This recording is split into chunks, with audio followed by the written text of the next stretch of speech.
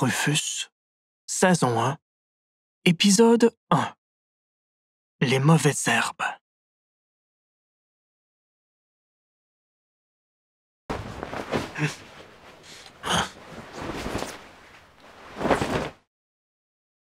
Quand le premier veilleur de Saul se réveilla, il remarqua tout de suite l'espace vide à côté de lui. Il vérifia la salle à manger, le salon, les sanitaires, la chambre, puis s'empressa de sortir. Sur le perron, il poussa un soupir de soulagement. Sa femme se berçait silencieusement, à la clarté de la nuit. Ses yeux fixes et dépourvus d'émotion semblaient aspirer dans il ne savait quelle songerie. « Ah, te voilà donc. Cela fait bien 1 minute que je t'appelle. » Sa femme ne répondit rien. « Allez, ça suffit pour cette nuit. Tu dois dormir. Tu dois te présenter au pique-nique demain. En tant que première matriarche, tu dois donner l'exemple. » J'ai un mauvais pressentiment, répondit-elle finalement. Le veilleur lui prit brusquement la main. Chérie, rentre. Un objet accroché à son ceinturon attira son regard. Tu peux dormir tranquille. Personne ne te fera de mal. Pas tant que je serai là. Je sens des perturbations. Ils ont recommencé à chuchoter. Tu parles encore des démons. Il faudrait que... Une ombre se détacha du massif de fleurs et s'effaça derrière la rangée d'arbres noirs. Qui est là? Rentre. Vite. Le premier veilleur empoigna son épée, tandis que sa femme, paniquée, se réfugiait dans la maison. Il attendit que la porte se ferme, puis descendit dans la cour. Rien. Il dévia vers les fleurs et contourna la demeure. Sous la toiture, il ne voyait pratiquement rien. Son cœur battait au rythme des craquements qui résonnaient autour de lui. Personne. À moins que... Le premier veilleur se figea. Il venait d'entendre une porte s'ouvrir. Il fila vers la maison, s'éraflant les jambes et les bras dans son emportement. La porte était grande ouverte. Il se propulsa à l'intérieur, et bien vite, un cri strident le guida jusqu'à la chambre. Sa femme, reculant sur le lit, hurla de plus belle, ses mains devant le visage. Son assaillant, une sorte d'ombre recourbée, avançait vers elle d'une démarche hachée. « Vous, reculez !» Le premier veilleur se lança vers l'inconnu, brandit son épée. Mais soudain, il arrêta son geste. « Henry ? Henry, c'est toi ?» L'ombre pivota dans sa direction. C'était le vieux Henry, mais ses pupilles étaient blanches et vides. Sa bouche, couverte de bave, s'entr'ouvrait sur sa dentition ciselée. Le premier veilleur serra son arme contre sa paume. « Henry, reste là. Reste là, ou je frappe. » Mais Henry, les yeux fous, continua d'avancer. « Eh bien, tu ne me donnes pas le choix. C'est ça. Approche pour voir. »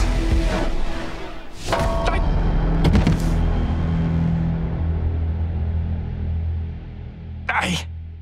Fit Henry, comme s'il se réveillait. Il toucha la bosse qui venait d'apparaître sur son crâne. Heureusement, son supérieur n'avait frappé qu'avec le manche. « Monsieur, il faut avertir les nôtres. »« Avertir les veilleurs? Pourquoi? »« 2 étrangers ont passé les frontières. » Attends, qu'est-ce que tu dis? Henry porta ses longs doigts à sa bouche et les mordilla, pris d'une agitation incontrôlable. « Aux frontières, c'était une veille comme les autres. Il ne se passait rien. Mais tout à coup, j'ai entendu Guy le roi m'appeler au loin. Je comprends qu'il a vu quelque chose, alors j'accours. Mais dès que je l'aperçois, je le vois tomber, raide mort, comme une mouche. Guilroy est mort? Je crois. Je n'ai pas pu vérifier. Ils m'ont attaqué aussi. Ce ne sont pas des gens ordinaires. Ils ont des pouvoirs, ce sont des démons. Coupa la femme du veilleur. Le tas est vide. Ils sont ici, au village.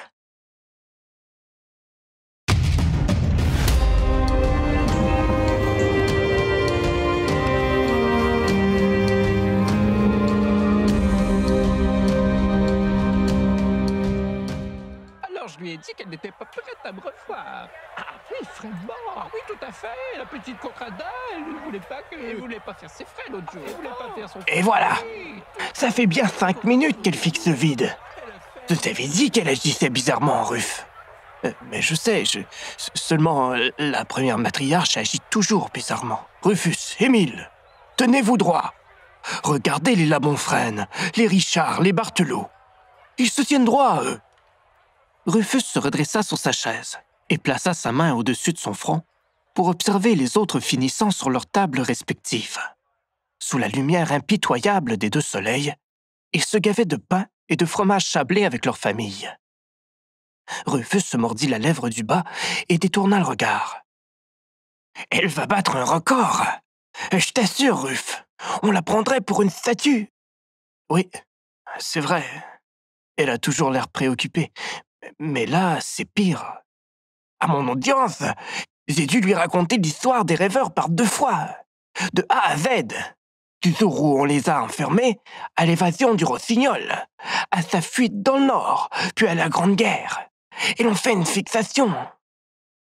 Ouais, elle a pourtant entendu ce récit des centaines de fois. C'est son travail de vous faire répéter. Intervint à nouveau leur tuteur, Rémi, en frottant sa barbe d'un jour. Elle devait être certaine que vous connaissiez votre histoire et que vous soyez prêt pour le monde adulte. Sans quoi, elle n'aurait pas pu vous remettre votre épinglette. Mais là, c'est différent. Elle n'a posé aucun problème de calcul, aucun sur les plantes, ni les espèces animales. Et Émile a raison. Elle fait une fixation sur les rêves et les rêveurs. Bon, justement, ce serait peut-être le temps d'aller lui parler de tes problèmes, Rufus. Rufus baissa les yeux.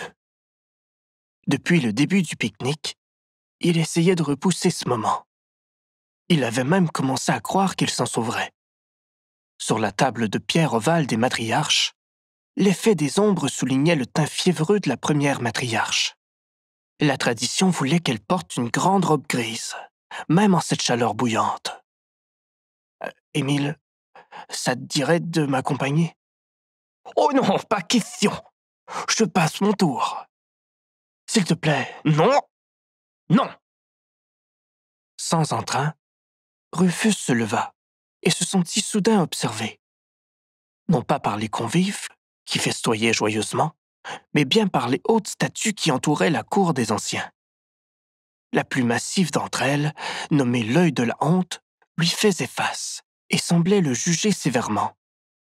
La statue avait été livrée au village de Saul par le roi du Sud pour lui rappeler sa dette envers la couronne rouge. Le royaume ne lui avait pas pardonné son faible taux d'enrôlement durant la Grande Guerre. Depuis, les veilleurs avaient fait pousser diverses plantes pour en cacher le socle et l'inscription dorée. Rufus contourna discrètement la table des matriarches, dont les résonances cacophoniques continuaient à dominer la cour. Il choisit un angle stratégique pour ne pas trop attirer l'attention, puis s'avança vers la première matriarche d'un pas incertain. S'il fait ça, c'est qu'il regarde une autre. Pas de qui, pas de quoi. Pasquale, Pascadal. Tu m'écoutes, oui? Tu m'étonnes, Mélinda. Elle a osé. Évidemment, quelle gesticulation. Madame, de manière. Quel manque poire. la première matriarche sursauta. Comment ça, pas de flair? Ça y est, vous avez des nouvelles de Guilroy? Guilroy?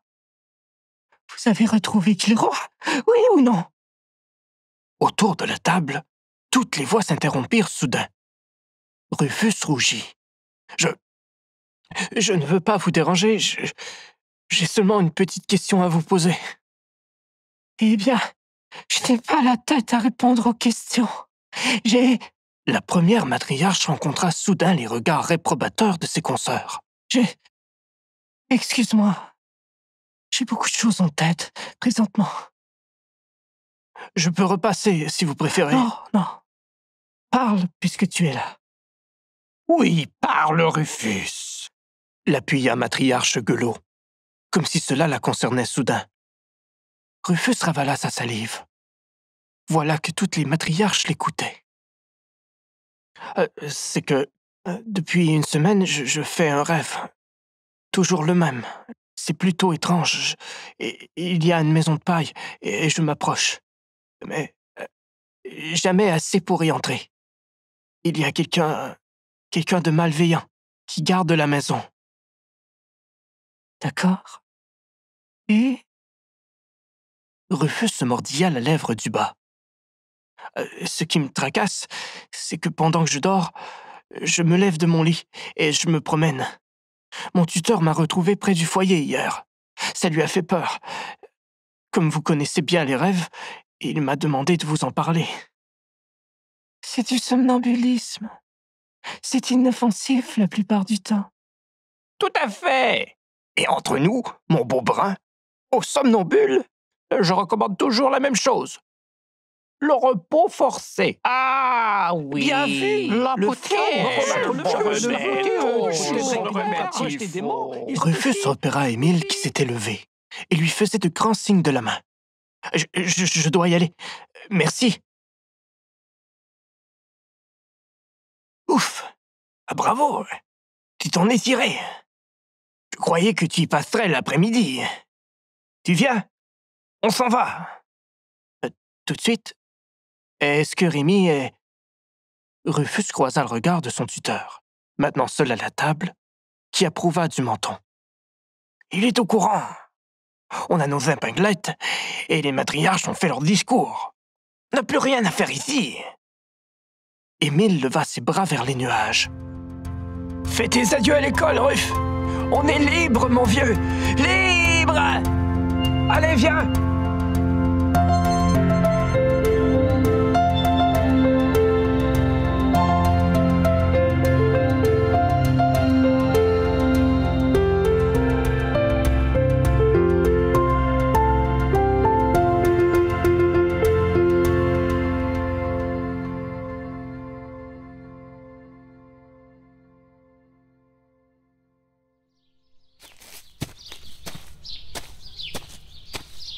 Ah, ça fait du bien. J'étais épuisé de voir ce vieux bâtiment. Peux-tu croire que nous ayons passé 7 ans de notre vie là-dedans? Ouais, on dirait que je réalise pas. Ah, ça viendra. Et bientôt, on sera loin d'ici. N'oublie pas notre plan. On partira. Tu verras, on partira. Ah, si c'est pas le jardin des marais. Attends-moi une seconde. Tu ne vas pas... Ça y est! Émile pointa le tas de mauvaises herbes qu'il venait d'arracher. Tu vois ça? C'est nous. Au milieu de tous ces beaux légumes. Et il y a tout le temps 2-3 mauvaises herbes, hein? C'est pas si laid. Arrête! Qui aime les mauvaises herbes? Si nous étions des carottes ou des tomates, je comprendrais. Mais des mauvaises herbes! Rufus acquiesça. C'est sans doute pour ça que personne n'est venu nous adopter. Et c'est pour ça qu'aucune fille ne veut de nous. Mais tu connais ma théorie. Rufus acquiesça de nouveau. Au coin du rang 17, ils aperçurent l'orphelinat. Bâti sur le long, il s'élevait sur 2 étages. Ses murs crayeux étaient traversés de longues fenêtres et de nombreuses taches rosées s'étendaient çà et là sur l'établissement symétrique, dominant le terrain dénudé. Sitôt à l'intérieur, Émile disparut derrière le mur de la cuisine. Rufus, lui, s'attarda devant le tableau des rescapés. C'était le nom qu'il donnait au cadre, regroupant les illustrations de tous les anciens résidents de l'orphelinat. Tous les enfants trouvaient preneur dans les 2 années suivant leur insertion. Seuls Émile et lui faisaient exception à la règle. Ils y avaient vécu toute leur vie, d'aussi loin qu'ils se souvenaient, en tout cas.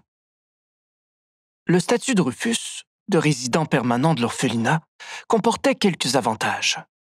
L'un de ceux-ci était d'avoir sa propre chambre, à bonne distance de celle des plus jeunes. De temps à autre, il s'y isolait, pour lire ou réfléchir.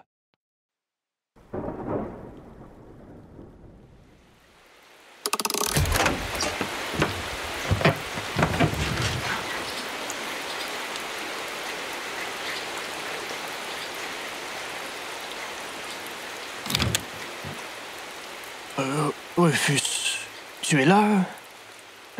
Oui, c'est ouvert. Rémi entra dans la pièce et déposa un bol de soupe sur la petite table à proximité du lit de l'adolescent. Tu n'as presque rien mangé au pique-nique.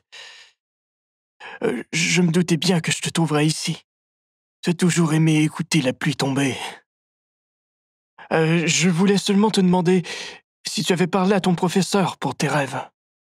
Oui, et elle m'a dit que je faisais du somnambulisme. C'est dangereux? Non, je crois pas. Bon, j'espère bien. Alors, croyons-la sur parole. Je peux jeter ça? Non, c'est un cadeau d'Émile. Des mauvaises herbes. Et il dit que nous sommes des mauvaises herbes, parce que personne ne veut de nous. Rémi plissa les yeux. Et toi, tu en penses quoi? C'est assez juste, non? On n'a pas d'amis, pas de copines, pas de travail, pas de famille. Je comprends. Et je suis désolé pour ça. Mais tout est une question d'attitude. Moi, quand je te regarde, je vois un jeune homme avec du cœur au ventre, qui ne lâche jamais. Je veux bien croire que tes études sont finies, mais tu n'as tout de même que 13 ans. Tu te trouveras vite un travail. Demain, tu te feras embaucher. Je le sens. Rufus aurait voulu dire merci, mais il concentrait tous ses efforts à éviter le regard de son tuteur. Rémi allait quitter la pièce quand il se retourna une dernière fois. Tu sais, les mauvaises herbes, ce sont les plantes les plus fortes, les plus tenaces. Elles enrichissent le sol, elles le rendent habitable. Non, vraiment, il n'y a pas de quoi avoir honte.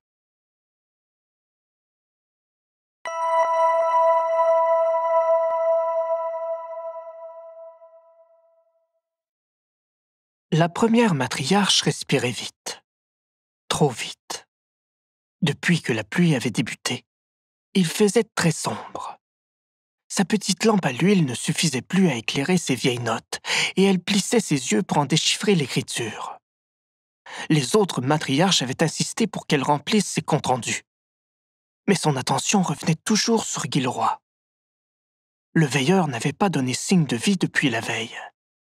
Le dernier à l'avoir vu était le vieux Henry. Elle repoussa ses notes, soudain assiégée par un pressentiment terrible. Elle devait s'en aller. Tout de suite.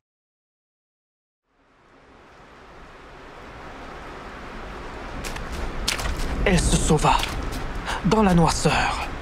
Elle emprunta un chemin qu'elle ne prenait jamais, convaincue qu'on connaissait son itinéraire, convaincue qu'on la recherchait. Là, à cet instant précis. Sa seule chance était d'atteindre les terres agricoles, d'y retrouver son mari, le premier veilleur. Il saurait quoi faire.